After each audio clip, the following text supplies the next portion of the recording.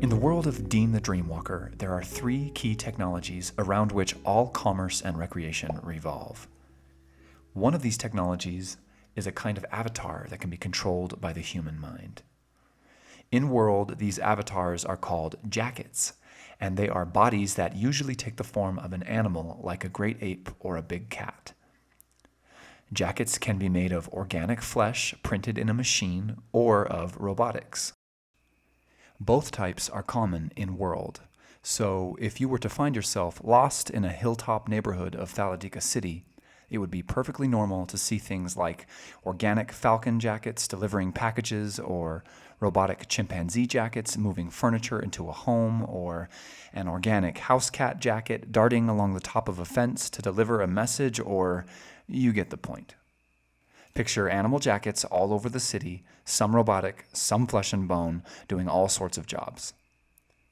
The difference between robotic jackets and organic jackets comes down to cost to build and maintain, and there are interesting social effects at play that help determine which kinds of households own organic jackets and which kinds own robotic ones.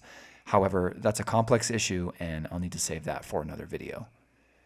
For today, I'll be sketching an organic Jaguar jacket. But before I get to it, you can see here that I'm working on something else. This is a lounger.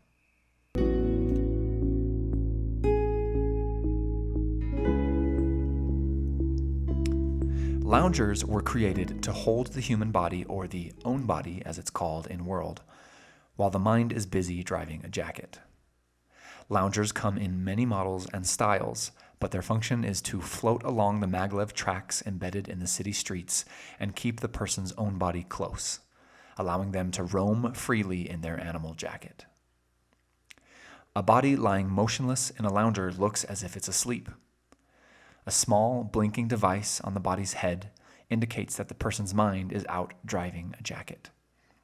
This lounger here is a high-end model, and its maglev tech is hidden cleverly in the underside of its ornate metal shell.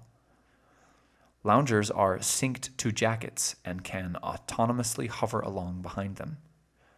The streets of Thaladika City are all outfitted for loungers, and during the day, many dozens of jacket and lounger pairs can be seen out and about, because most people use their jackets for work and must commute across the city in jacket. Now, about that little blinking device on the temple. That's the headgear, and it's powered by complex neural remapping tech called a mentak. Once a mind jump has been successfully executed by the mentak, and the person has awoken in the jacket and gained control of it, the headgear will maintain that connection as long as the lounger keeps the own body within the jacket's range.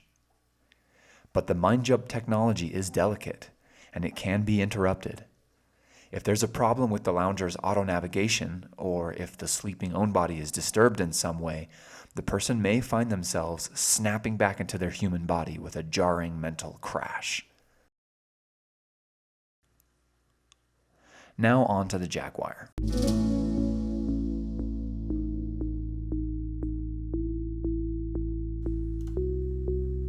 This particular jacket is very rare. One of a kind, actually. It belongs to a girl named Nixie Kazas, who is one of the main characters of the book.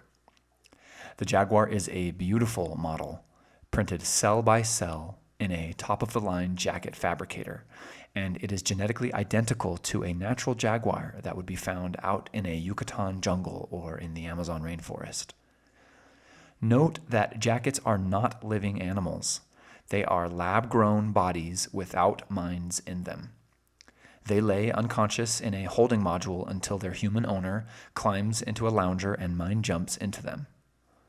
Once awakened, the jacket has all the abilities of the natural animal: strength, stamina, speed, night vision, you name it.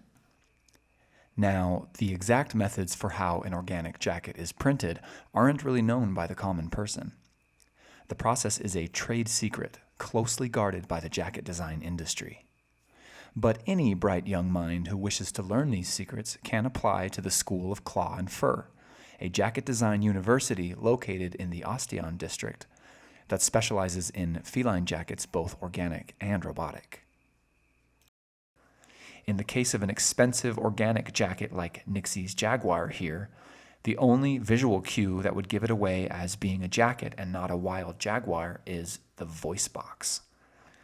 This is a small device embedded just below the neck, and it blinks in time with the headgear on Nixie's own head.